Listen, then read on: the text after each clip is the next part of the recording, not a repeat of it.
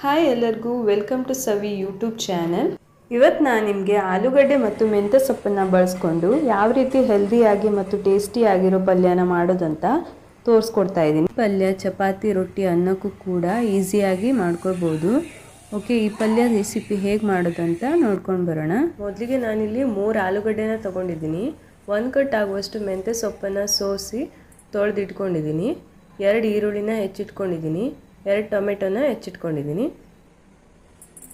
ನಂತರ ಆಲೂಗಡ್ಡೆನ ಚೆನ್ನಾಗಿ ವಾಶ್ ಮಾಡಿ ಸಿಪ್ಪೆ ತೆಗೆದು ಚಿಕ್ಕ ಚಿಕ್ಕದಾಗಿ ಕಟ್ ಮಾಡಿ ಇಟ್ಕೊಂಡಿದ್ದೀನಿ. ಇವಾಗ ನಾವು ಕಟ್ ಮಾಡಿ ಇಟ್ಕೊಂಡಿರುವಂಥ ಆಲೂಗಡ್ಡೆನ ಒಂದು ಪಾತ್ರೆಯಲ್ಲಿ ಹಾಕಿ ಅದು ಮುಳುಗುವಷ್ಟು ನೀರನ್ನು ಹಾಕಿ ಸ್ವಲ್ಪ ಉಪ್ಪನ್ನು ಹಾಕಿ 7ರಿಂದ 8 ನಿಮಿಷ ಚೆನ್ನಾಗಿ ಬೇಯಿಸ್ಕೊಳ್ಬೇಕು.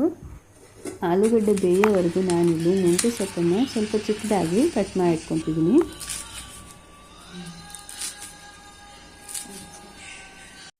8 ನಿಮಿಷ ಆಗಿದೆ, ನೋಡ್ತಿರ್ಬೋದು ಆಲೂಗಡ್ಡೆ ಬೆಂದಿದೆ.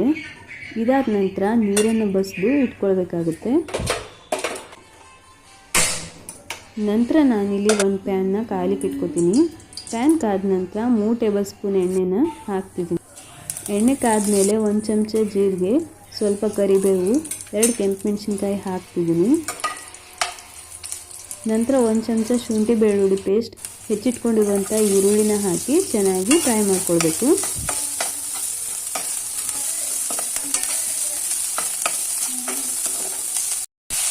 ಈರುಳ್ಳಿ ಫ್ರೈ ಆದಮೇಲೆ ಟೊಮೆಟೊನ ಹಾಕಿ ಟೊಮೆಟೊ ಸಾಫ್ಟ್ ಆಗುತ್ತಂತ ಫ್ರೈ ಮಾಡ್ಕೊಳ್ಬೇಕು.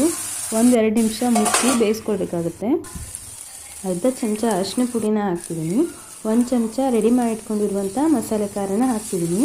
ನೀವು ಇದ್ರ ಬದಲಾಗಿ ಖಾರ ಪುಡಿ, ಧನಿಯಾ, ಜೀರಿಗೆ ಪುಡಿ, ಸಾಂಬಾರು ಪುಡಿನ ಬಳಸ್ಕೊಳ್ಬೋದು. ಇದನ್ನು ಮಿಕ್ಸ್ ಮಾಡ್ಕೊಂಡಾದ್ಮೇಲೆ ಹೆಚ್ಚಿಟ್ಕೊಂಡಿರುವಂಥ ಮೆಂತ್ಯ ಸೊಪ್ಪನ್ನು ಹಾಕಿ ಚೆನ್ನಾಗಿ ಮಿಕ್ಸ್ ಮಾಡ್ಕೊಳ್ಬೇಕು. 5 ನಿಮಿಷ ಮೆಂತ್ಯ ಸೊಪ್ಪನ್ನು ಮುಚ್ಚಿ ಬೇಯಿಸ್ಕೊಳ್ಬೇಕು. ತುಂಬ ಹೊತ್ತು ಬೇಯಿಸ್ಕೊಂಡ್ರೆ ಮೆಂತ್ಯ ಸೊಪ್ಪು ಕೈ ಬಿಡಲಿಕ್ಕೆ ಸ್ಟಾರ್ಟ್ ಆಗುತ್ತೆ. ಹಾಗಾಗಿ 5 ನಿಮಿಷ ಬೇಯಿಸ್ಕೊಳ್ಬೇಕಾಗುತ್ತೆ. ಇದಾದ ನಂತರ ಬೇಯಿಸಿದ ಆಲೂಗಡ್ಡೆನ ಹಾಕಿ ಮಿಕ್ಸ್ ಮಾಡ್ಕೋಬೇಕು. ರುಚಿಗೆ ತಕ್ಕಷ್ಟು ಉಪ್ಪನ್ನು ಸ್ವಲ್ಪ ಕೊತ್ತಂಬರಿ ಸೊಪ್ಪನ್ನು ಹಾಕಿ ಸ್ವಲ್ಪ ನೀರು ಹಾಕಿ ಮುಚ್ಚಿ 5 ನಿಮಿಷ ಬೇಯಿಸ್ಕೊಳ್ಬೇಕು. ನೋಡಿದ್ರಲ್ಲ, ಇವಾಗ ನಮ್ಮ ಆಲೂಗಡ್ಡೆ ಮತ್ತು ಮೆಂತ್ಯ ಸೊಪ್ಪಿನ ಪಲ್ಯ ರೆಡಿಯಾಗಿದೆ. ಈ ಪಲ್ಯ ಎಷ್ಟು ಟೇಸ್ಟಿಯಾಗಿರುತ್ತೋ ಅಷ್ಟೇ ಹೆಲ್ದಿಯಾಗಿ ಕೂಡ ಇರುತ್ತೆ.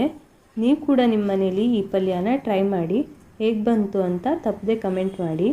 ಈ ರೆಸಿಪಿ ನಿಮಗೆ ಇಷ್ಟ ಆದಲ್ಲಿ ಪ್ಲೀಸ್ ಒಂದು ಲೈಕ್ ಮಾಡಿ. ಇನ್ನೂ ಹೆಚ್ಚಿನ ರೆಸಿಪಿಗಾಗಿ ಪ್ಲೀಸ್ ನನ್ನ ಚಾನಲ್ನ ಸಬ್ಸ್ಕ್ರೈಬ್ ಮಾಡ್ಕೊಳ್ಳಿ.